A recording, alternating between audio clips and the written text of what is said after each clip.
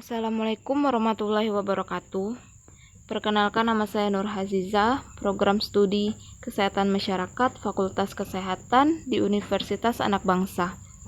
Sebelumnya, terima kasih kepada Bapak Dery Kusmadeni, Eskom MM, sebagai dosen pengampu mata kuliah Sistem Teknologi Informasi Kesehatan.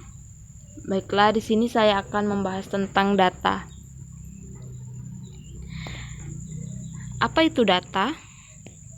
Data adalah sekumpulan keterangan ataupun fakta yang dibuat dengan kata-kata, kalimat, simbol, angka, dan lainnya. Data di sini didapatkan melalui sebuah proses pencarian dan juga pengamatan yang tepat berdasarkan sumber-sumber tertentu.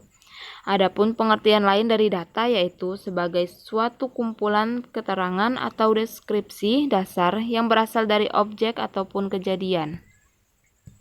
Selanjutnya ada pengolahan data. Yang pertama, pengumpulan data, yaitu mengumpulkan data dari berbagai sumber, baik itu survei, sensor, atau basis data. Kedua, pembersihan data. Menyaring dan memeriksa data untuk menghilangkan kesalahan, kehilangan, atau duplikasi. Ketiga, transformasi data. Mengubah format atau struktur data agar sesuai dengan kebutuhan analisis atau visualisasi yang akan dilakukan untuk menyimpan data pasien, riwayat medis, dan informasi kesehatan lainnya. Yang keempat ada analisis data, yaitu menerapkan metode statistik, matematika, atau teknik analisis lainnya untuk mengekstraksi informasi yang bermanfaat dari data.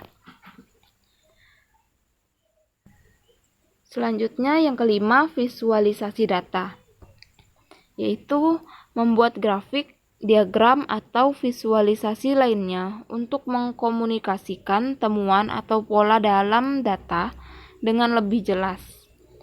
Yang keenam, interpretasi data, yaitu membuat kesimpulan atau mengambil keputusan berdasarkan hasil analisis data yang telah dilakukan. Jenis data.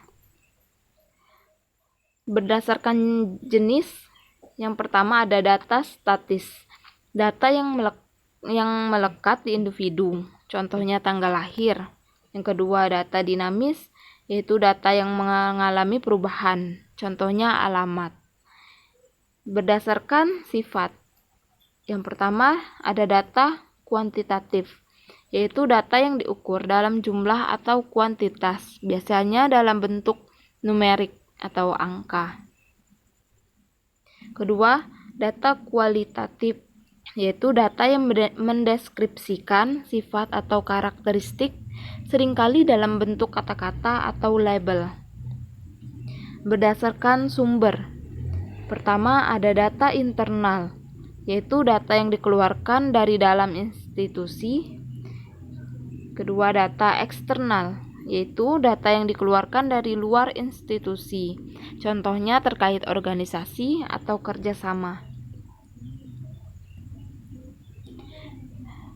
Baik, di sini ada big data dan data transformasi. Big data adalah melibatkan jumlah data yang besar. Ini bisa menjadi data dari berbagai sumber, termasuk transaksi bisnis, data sensor, data media sosial, dan lainnya.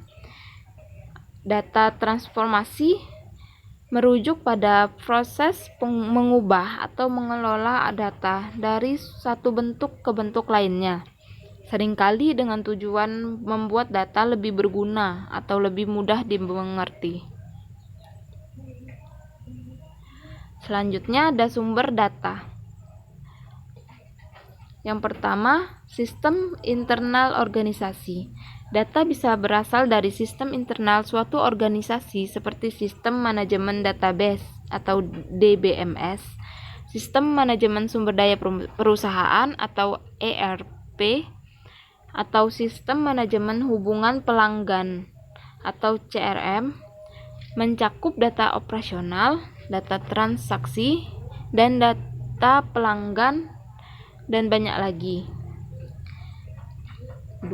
Sensor dan perangkat IoT. Dengan perkembangan Internet of Things atau IoT, banyak perangkat dan sensor yang terhubung secara online, menghasilkan data secara terus-menerus, termasuk data sensor lingkungan, data sensor kesehatan, dan data sensor kendaraan, dan banyak lagi. Sumber eksternal. Data juga bisa diperoleh dari sumber eksternal seperti penyedia data pihak ketiga, layanan pemerintah, atau data yang tersedia secara publik. Mencakup data demografis, data cuaca, data keuangan, dan lain-lain. Selanjutnya ada media sosial, yaitu platform media sosial seperti Facebook, Twitter, Instagram, dan lainnya menjadi sumber data besar. Data dari media sosial mencakup posting, komentar, suka, dan berbagai aktivitas pengguna lainnya. Mengapa data penting? Yang pertama, mendukung pengambilan keputusan. Data menyediakan informasi yang diperlukan untuk membuat keputusan yang lebih baik dalam berbagai konteks, baik itu di dunia bisnis, ilmu pengetahuan, atau pemerintahan. Yang kedua, mengidentifikasi pola dan tren. Dengan menganalisis data, kita dapat mengidentifikasi pola, tren, dan hubungan yang mungkin tidak terlihat secara langsung, membantu kita memahami fenomena yang diamati dengan lebih baik. Ketiga, mendukung penelitian dan pengembangan. Di bidang ilmiah, data adalah fondasi penelitian dan pengembangan. Tanpa data, kita tidak dapat menguji hipotesis atau membuat kemajuan dalam pemahaman kita tentang dunia. Yang keempat, mengoptimalkan kinerja bisnis. Data membantu perusahaan dalam mengoptimalkan operasi mereka, mengidentifikasi peluang, memahami perilaku pelanggan, dan merencanakan strategi masa depan. Yang kelima, ada meningkatkan kualitas layanan. Dalam sektor layanan, data membantu organisasi memahami kebutuhan dan preferensi pelanggan sehingga mereka dapat memberikan layanan yang lebih baik dan lebih terpersonalisasi. Baiklah, itu saja yang bisa saya sampaikan. Lebih dan kurangnya saya mohon maaf. Terima kasih. Wassalamualaikum warahmatullahi wabarakatuh.